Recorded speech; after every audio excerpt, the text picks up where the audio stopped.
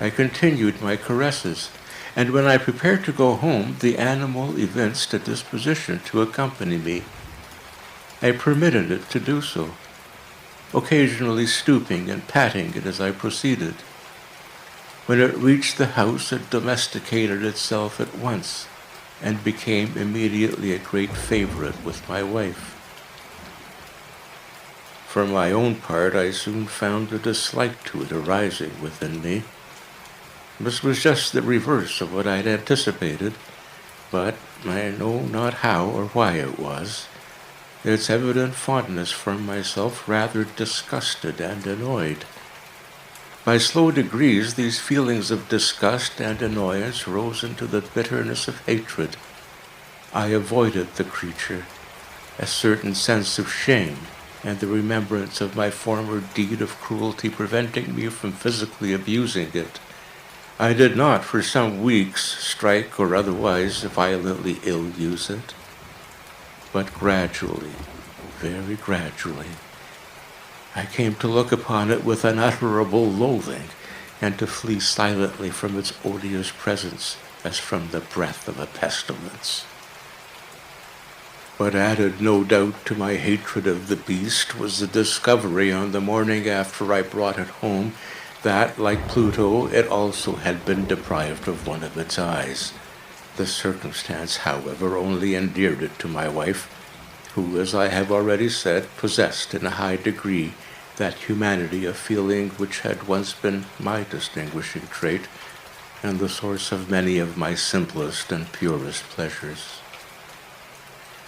With my aversion to this cat, however, its partiality for myself seemed to increase.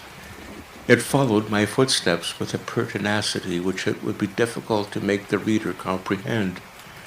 Whenever I sat, it would crouch beneath my chair or spring upon my knees, covering me with its loathsome caresses. If I rose to walk, it would get between my feet and thus nearly throw me down, or, fastening its long and sharp claws in my dress, clamber in this manner to my breast. At such times, although I longed to destroy it with a blow, I was yet withheld from so doing, partly by a memory of my former crime, but chiefly, let me confess it at once, by absolute dread of the beast.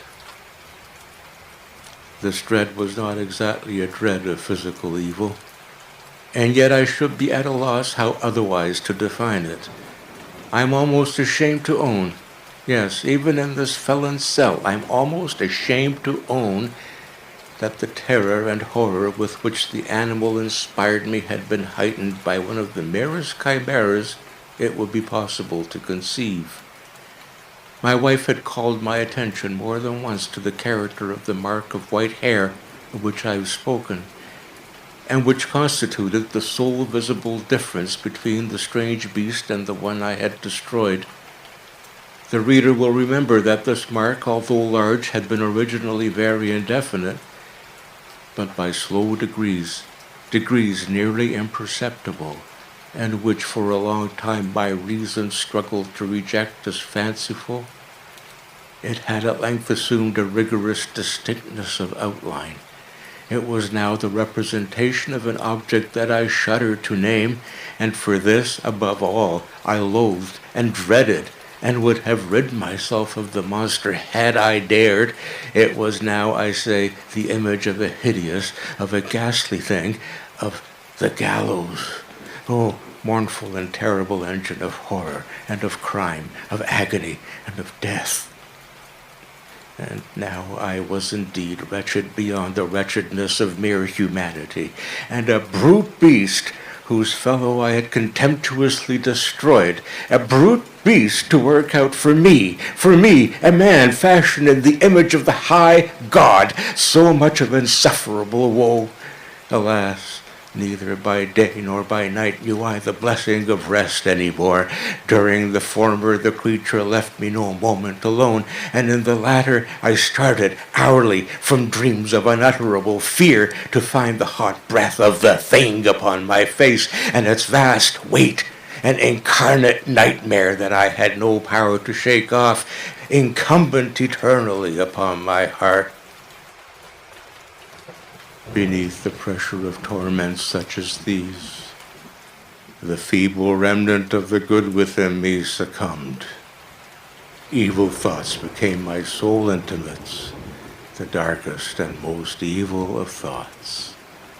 The moodiness of my usual temper increased to hatred of all things and of all mankind, while from the sudden, frequent, and ungovernable outbursts of the fury to which I now blindly abandoned myself, my uncomplaining wife, alas, was the most usual and the most patient of sufferers. One day she accompanied me upon some household errand into the cellar of the old building which our poverty compelled us to inhabit.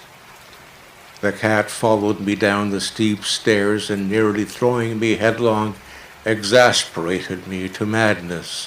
Uplifting an axe, and forgetting in my wrath the childish dread which had hitherto stayed my hand, I aimed a blow at the animal, which of course would have proved instantly fatal had it descended as I wished, but this blow was arrested by the hand of my wife. Goaded by the interference into a rage more than demoniacal, I withdrew my arm from her grasp and buried the axe in her brain.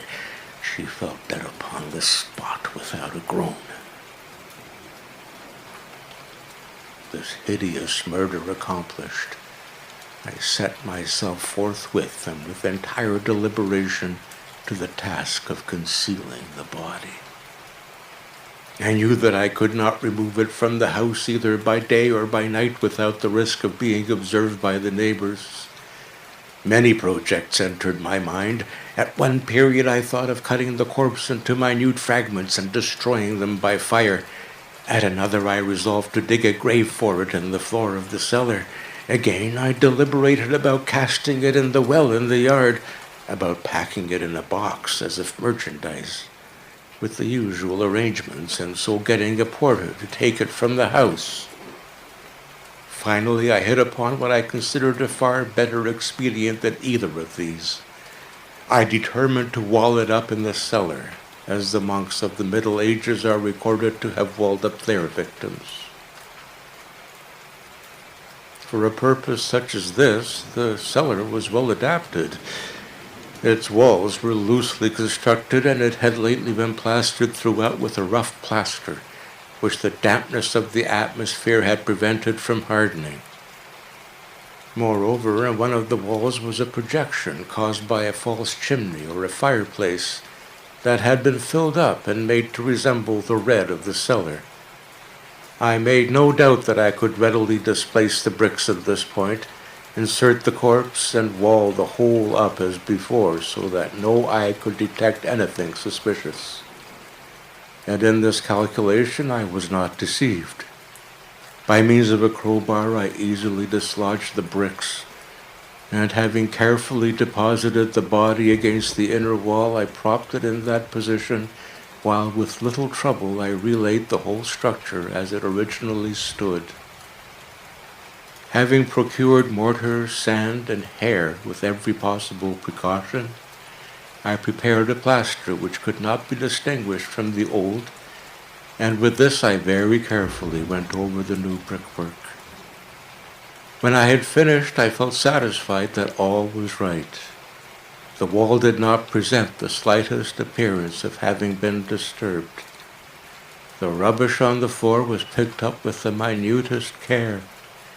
I looked around triumphantly and said to myself, "Here at least, then, my labor has not been in vain."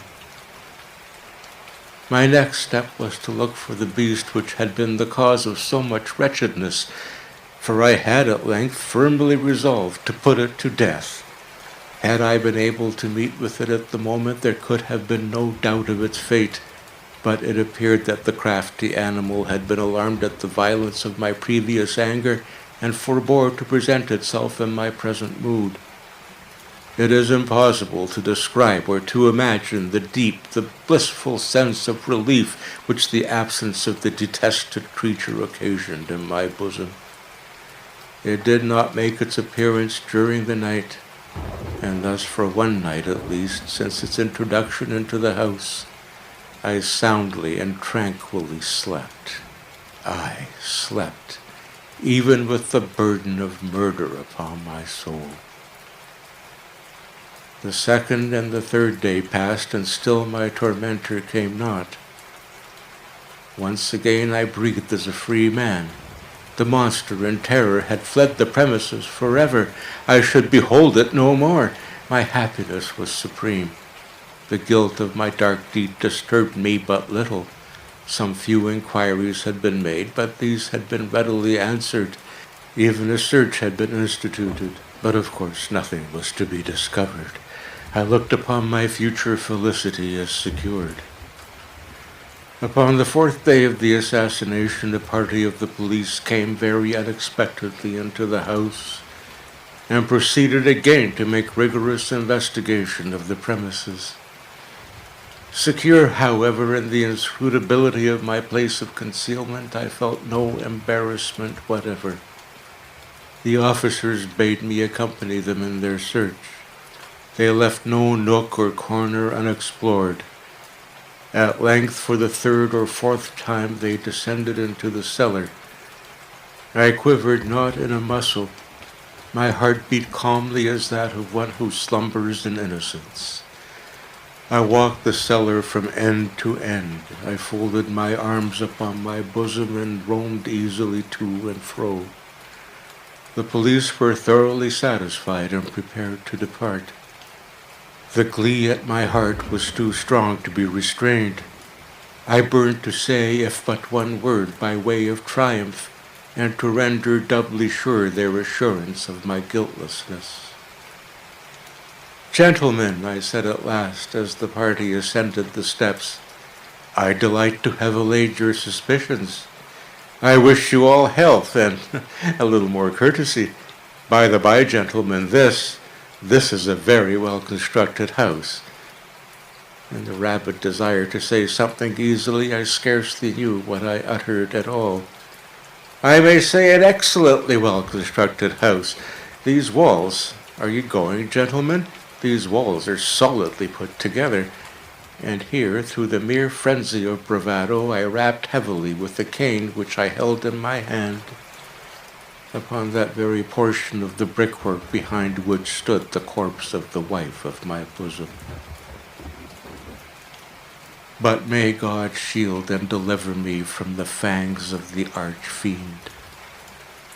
No sooner had the reverberation of my blows sunk into silence than I was answered by a voice from within the tomb, by a cry at first muffled and broken like the sobbing of a child, and then quickly swelling into one long, loud, and continuous scream, utterly anomalous and inhuman, a howl, a wailing shriek, half of horror and half of triumph, such as might have arisen only out of hell, conjointly from the throats of the damned in their agony and of the demons that exult in the damnation. Of my own thoughts it is folly to speak. Swooning, I staggered to the opposite wall. For one instant the party upon the stairs remained motionless through extremity of terror and of awe. In the next, a dozen stout arms were toiling at the wall. It fell bodily. The corpse, already greatly decayed and clotted with gore, stood erect before the eyes of the spectators. Upon its head, with red extended mouth and solitary eye of fire, sat the hideous beast whose craft had seduced me into murder, and whose informing voice had consigned me to the hangman. I had walled the monster up within the tomb.